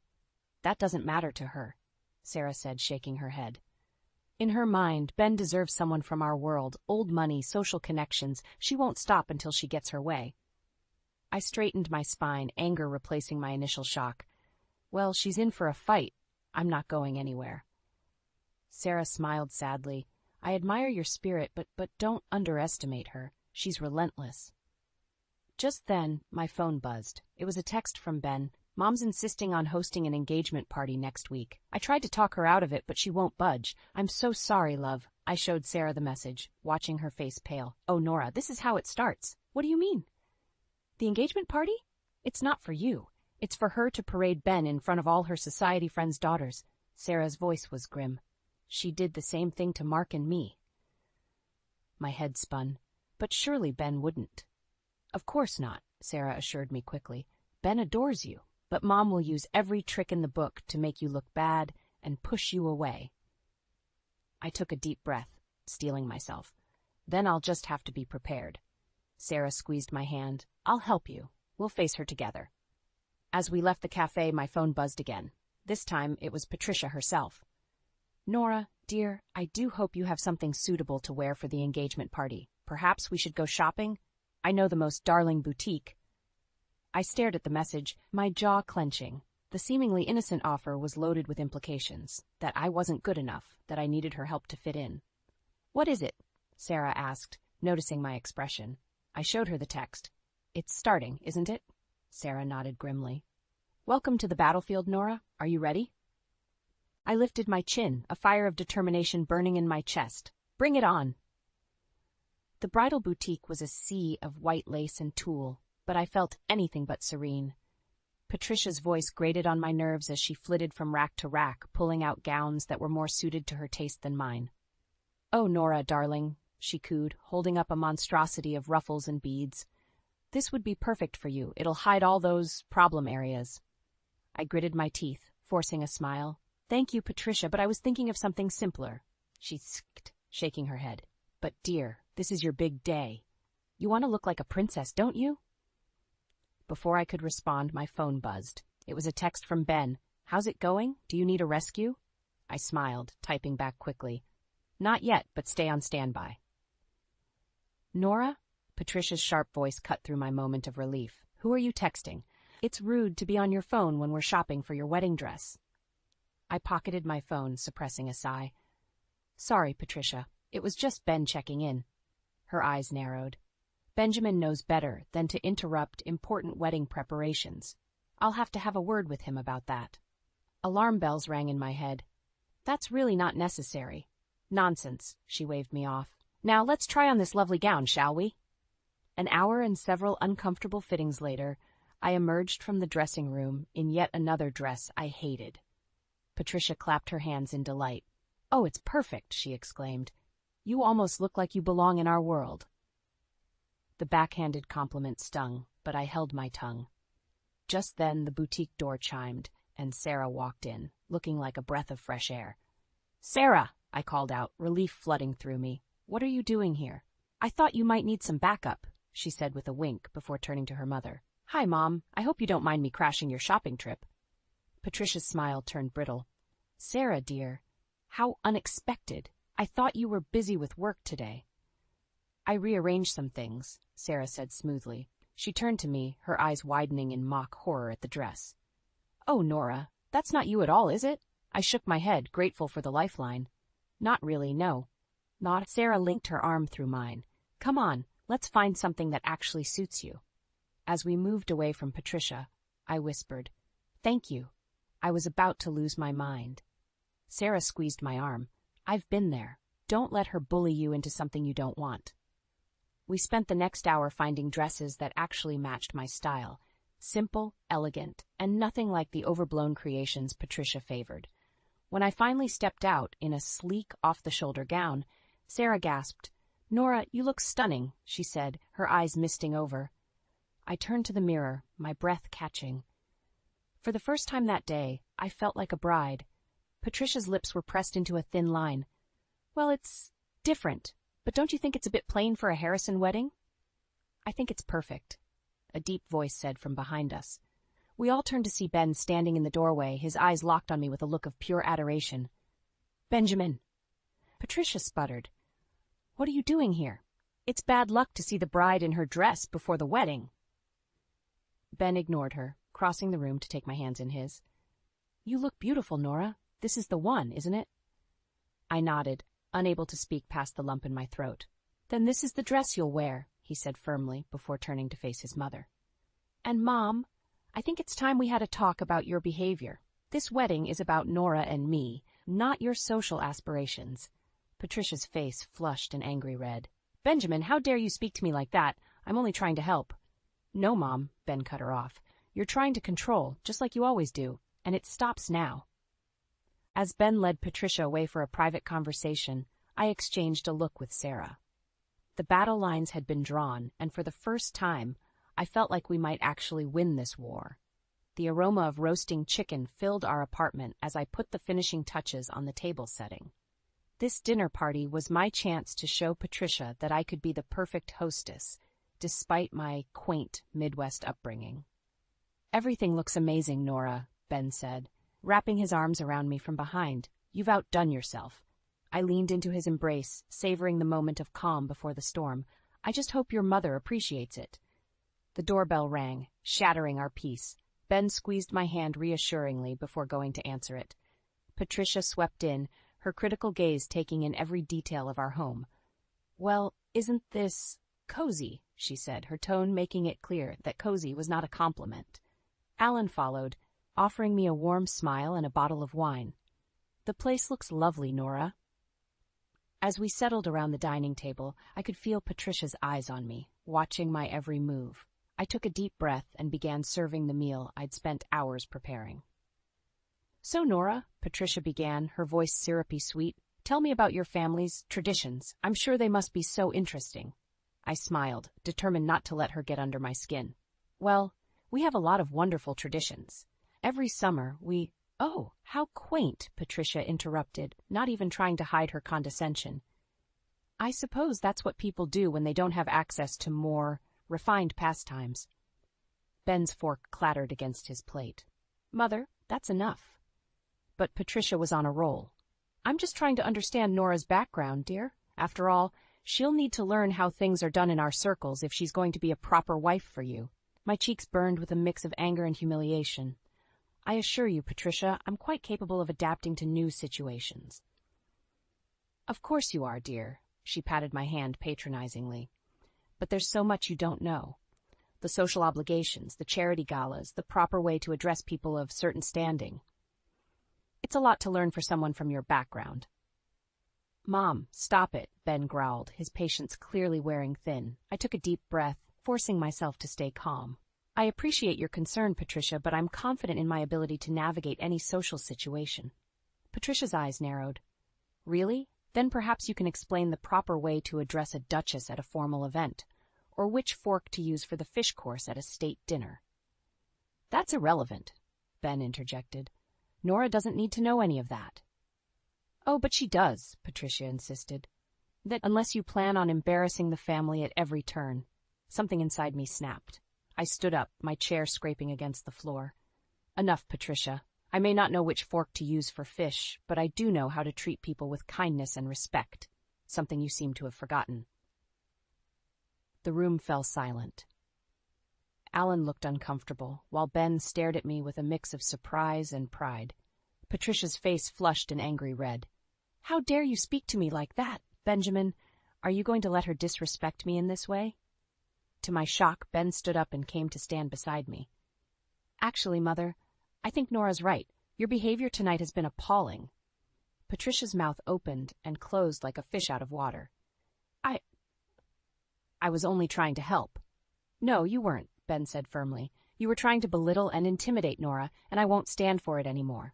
Alan finally spoke up, his voice quiet but firm. Patricia, I think it's time we left. As Ben showed his parents out, I sank back into my chair, my hands shaking. What had I done? I'd just confronted my future mother-in-law, potentially ruining any chance of a peaceful family dynamic. Ben returned, kneeling beside me. Nora, I'm so sorry. I should have put a stop to her behavior long ago. I looked into his eyes, seeing nothing but love and support. What do we do now, Ben? I don't think I can keep pretending everything's okay. He took my hands in his expression serious.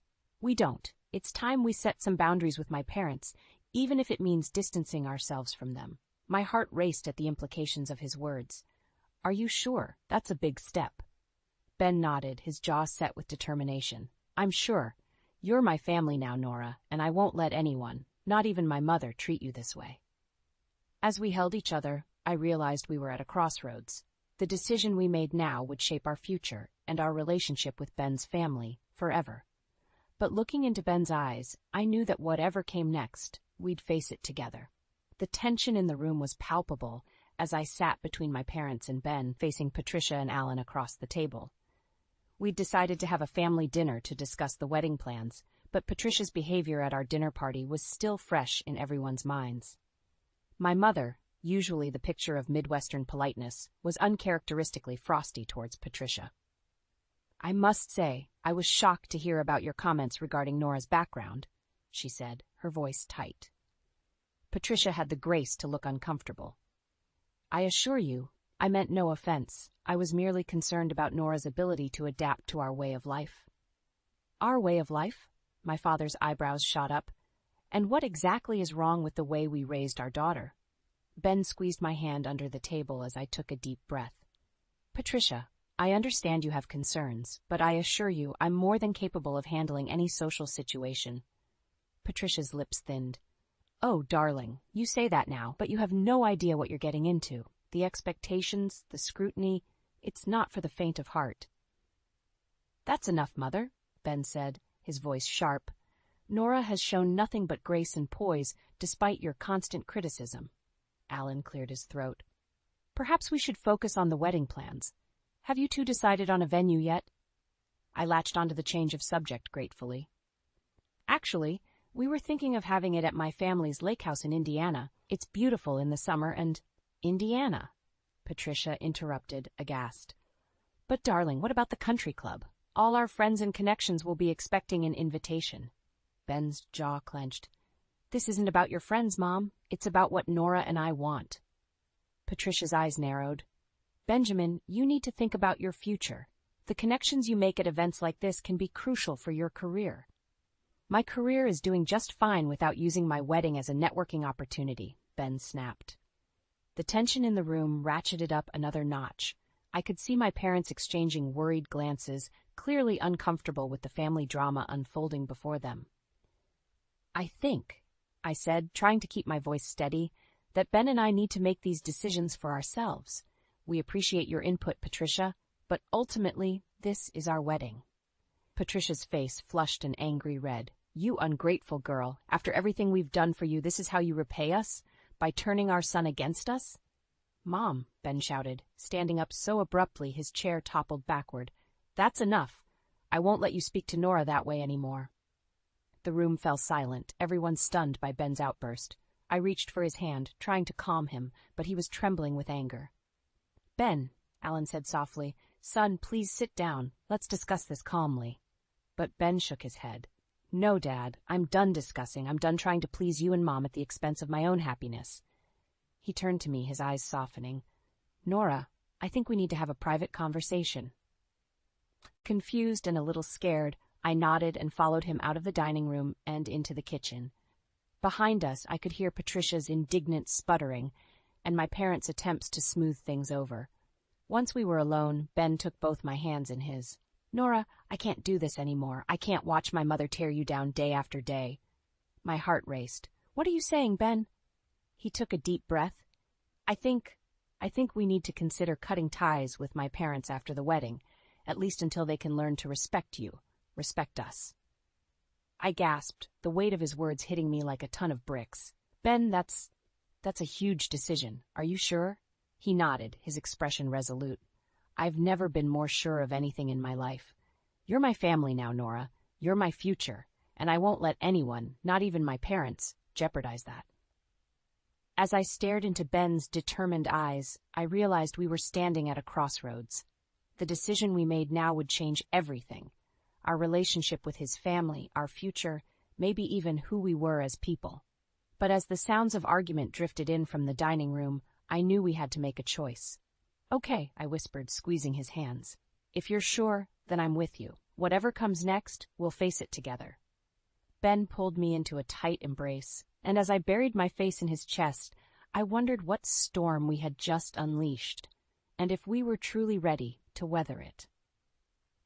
The cafe bustled around us, but Sarah and I might as well have been in our own little bubble. Her eyes were red-rimmed, her hands shaking as she clutched her coffee mug. "I can't believe Ben's really considering cutting ties with Mom and Dad," she said, her voice barely above a whisper. I reached across the table, squeezing her hand. "It's not an easy decision, Sarah, but after everything that's happened—" She nodded, a bitter smile twisting her lips. "Oh, I know. Believe me, I know better than anyone what Mom's capable of." A chill ran down my spine. "What do you mean?" Sarah took a deep breath, her eyes darting around as if afraid Patricia might suddenly appear. "Remember how I told you Mom never approved of Mark?" I nodded, leaning in. "Well, it was more than just disapproval. She orchestrated our entire divorce." My jaw dropped. "What? How?" Sarah's voice cracked as she spoke. She started spreading rumors. Told everyone that Mark was cheating on me with his secretary. It wasn't true, of course, but people believed her. Our friends, our colleagues, suddenly everyone was looking at us differently. I felt sick to my stomach. "That's horrible, Sarah. I'm so sorry." She waved off my sympathy. "It gets worse. She hired someone to Photoshop images of Mark with other women, sent them to me anonymously. I was devastated, confused. I confronted Mark, and he had no idea what I was talking about. By the time we figured out what was happening, the damage was done. Our trust was shattered." My mind reeled, trying to process the depths of Patricia's cruelty. But why would she do that? Sarah's eyes met mine, filled with a mixture of pain and warning. Because Mark wasn't from the right background, because he threatened her idea of what our family should be. And Nora, she's planning to do the same thing to you. The world seemed to tilt on its axis. "What?" "I overheard her on the phone," Sarah said, her voice urgent. "She was talking to one of her society friends, saying how she was going to take care of the Nora problem, just like she did with Mark. She's planning something, Nora. Something big." My heart raced, panic rising in my throat. "We have to tell Ben. We have to." "Tell me what?" We both jumped as Ben appeared at our table, his brow furrowed in concern. Sarah and I exchanged a look, and I knew we couldn't hide this from him. Taking a deep breath, I recounted everything Sarah had just told me. Ben's face grew darker with each word, his hands clenching into fists. When I finished, he was trembling with barely contained rage. "I'll kill her," he growled. "I'll fucking kill her." "Ben, no," I said, grabbing his arm. "We can't stoop to her level." "Then what do we do?" he demanded. "Just sit back and let her destroy our relationship like she did Sarah's?" Sarah spoke up, her voice stronger now. "We fight back, we expose her for who she really is." Just then my phone buzzed. It was a text from an unknown number containing a single image. My blood ran cold as I opened it. It was a photo of me, clearly doctored, in an intimate embrace with a man who wasn't Ben. The accompanying message read, "Such a shame. I wonder what Ben will think when he sees this." My hands shook as I showed Ben and Sarah the message. Ben's face went pale, then flushed with anger. "That's it," he said, his voice deadly calm. "We're done. We're cutting them out completely." "Ben?" I started, but he cut me off. "No, Nora. This ends now. We're getting married in 2 weeks, and my parents won't be there. We'll start our new life without their toxic influence." As Ben pulled out his phone, presumably to call his parents, I exchanged a worried glance with Sarah. This was it, the point of no return. Whatever happened next would change all of our lives forever. I took a deep breath, steeling myself for the storm that was about to break. We'd made our choice. Now we had to live with the consequences. The morning of my wedding day dawned bright and clear, but the knot in my stomach had nothing to do with pre-wedding jitters. Ben and I had made our decision. His parents wouldn't be attending. The peace of the last 2 weeks had been hard-won. But now, as I stood in my childhood bedroom, staring at my reflection in my wedding gown, I couldn't shake the feeling that the other shoe was about to drop. Sarah burst into the room, her bridesmaid dress swishing around her legs. "Nora, you look beautiful." Her smile faltered as she saw my expression. "What's wrong?" I shook my head, forcing a smile. "Nothing, just nerves, I guess." Sarah squeezed my hand. "Hey, it's going to be okay. Ben loves you, and that's all that matters." Just then, my phone rang. The caller ID made my blood run cold. Patricia. Sarah's eyes widened. "You don't have to answer that." But I knew I did. With trembling fingers, I picked up the phone. "Hello? Nora, darling." Patricia's voice was syrupy sweet, a stark contrast to her usual clipped tones. "I hope I'm not interrupting anything important." I swallowed hard. "Patricia, it's my wedding day. What do you want?" "Oh, I know, dear. That's why I'm calling. Alan and well, we've been doing some thinking. We realize we may have been a bit harsh in our judgments." My heart raced. Was this really happening? I don't know what to say. "Say you'll tell us where the ceremony is being held. We'd like to be there to support you and Benjamin." For a moment, hope fluttered in my chest. Maybe, just maybe, things could be different. But then I remembered the doctored photo, the cruel words, the pain in Sarah's eyes as she recounted her divorce. "I'm sorry, Patricia," I said, my voice stronger than I felt. "But Ben and I have made our decision. The wedding is family only, and, well, you're not invited." There was a sharp intake of breath on the other end of the line. "Now, you listen here, you ungrateful little—" I ended the call, my hands shaking. Sarah looked at me, her face a mixture of pride and concern. "You did the right thing, Nora." Before I could respond, there was a commotion downstairs. We rushed to the window to see Patricia's sleek black car pulling up in front of the house. "Oh, no," Sarah whispered. She wouldn't. But we both knew she would. Patricia emerged from the car, Alan trailing behind her, looking uncomfortable. "We have to warn Ben," I said, panic rising in my throat. Sarah nodded, already typing furiously on her phone. "I'll tell him. You stay here. Don't let her see you in your dress." I paced the room, my heart pounding as I heard raised voices downstairs. My parents, Ben, Sarah, all trying to reason with Patricia. Suddenly, the door burst open. Patricia stood there, her face flushed with anger. "How dare you exclude us from our own son's wedding?" I straightened my spine, meeting her gaze. "Patricia, please, this is supposed to be a happy day." "Happy?" she spat. "You've turned my son against me. You've ruined everything." "No, Mom." Ben's voice came from behind her. He stepped into the room, his eyes locked on mine. "You did that all on your own." Patricia whirled to face him. "Benjamin, you can't be serious. This girl isn't right for you. She'll never fit into our world." Ben's jaw clenched. "Then maybe it's time I found a new world, one that includes Nora and excludes your toxicity." Patricia's face crumpled, tears welling in her eyes. For a moment, I almost felt sorry for her. But then I remembered everything she'd done, everything she'd tried to do. "Patricia," I said softly, "I think it's time for you to leave." She looked at me, then at Ben, her eyes wild. "This isn't over," she hissed. "You'll see. You'll both see what a mistake you're making." As Alan gently led Patricia away, I sagged against Ben, the weight of everything finally hitting me. "Are we doing the right thing?" I whispered. Ben tilted my chin up, his eyes filled with love and determination. "Absolutely. Now, what do you say we go get married?" As we walked hand in hand towards our future, I knew that whatever challenges lay ahead, we'd face them together.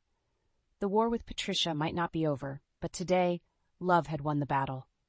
The shrill ring of my phone pierced the peaceful morning air of our honeymoon suite.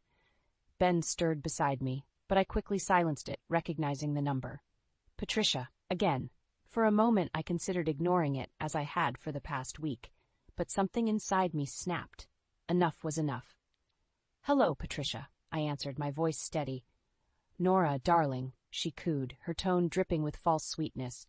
"I hope I'm not interrupting your little getaway." I sat up straighter, steeling myself. "What do you want, Patricia?" "Oh, I just thought we should chat woman to woman. You see, I've been thinking about our little misunderstanding." I almost laughed. "Misunderstanding? Is that what you call trying to sabotage our relationship?" Now, she'd skied. "Let's not dwell on the past. I'm willing to let bygones be bygones if you are. All you need to do is convince Benjamin to reconcile with us. After all, family is everything, isn't it?"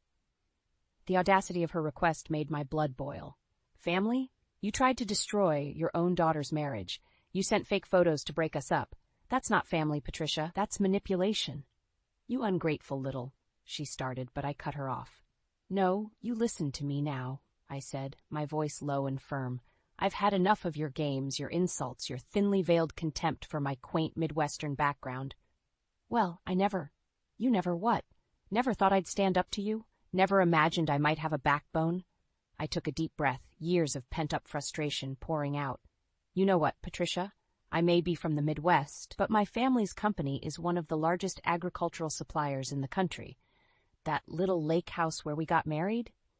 It's part of a 500-acre estate that's been in my family for generations." There was stunned silence on the other end of the line. "But you know what?" I continued. "None of that matters. What matters is that Ben and I love each other. We support each other, and we don't need your approval or your toxic presence in our lives." You can't just cut us out," Patricia sputtered. "We're his parents." "You're right, you are his parents, but that doesn't give you the right to control his life or belittle his choices. Ben has made his decision, and I stand by him. If you ever want to be part of our lives again, you need to take a long, hard look at your behavior and make some serious changes." I could hear Patricia's ragged breathing on the other end of the line. When she spoke again, her voice was small, almost broken. I don't know how. For a moment, I felt a flicker of pity. "Start by apologizing. To Ben, to Sarah, to Mark. Seek therapy. Learn to respect boundaries. It won't be easy, but if you truly want to be part of our lives, that's what it will take." There was a long pause. I'll think about it," she finally said, before hanging up. I sat there, phone in hand, feeling like a weight had been lifted from my shoulders. Ben stirred beside me, his eyes full of concern and love. "Was that my mother?" he asked softly. I nodded, recounting the conversation.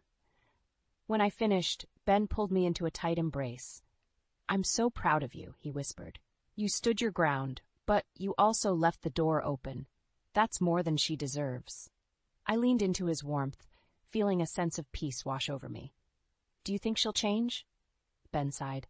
"I don't know, but what I do know is that we're stronger together. Whatever happens, we'll face it as a team." As we lay there, the morning sun streaming through the windows, I realized that this was the true happy ending. Not a fairy tale where all conflicts magically resolve, but a real, messy, beautiful life where we choose each other every day. Patricia might never change. She might never be the mother-in-law I'd hoped for. But that was okay, because I had Ben and Sarah and a whole new family that accepted and loved me for who I was. And in the end, that was all that mattered.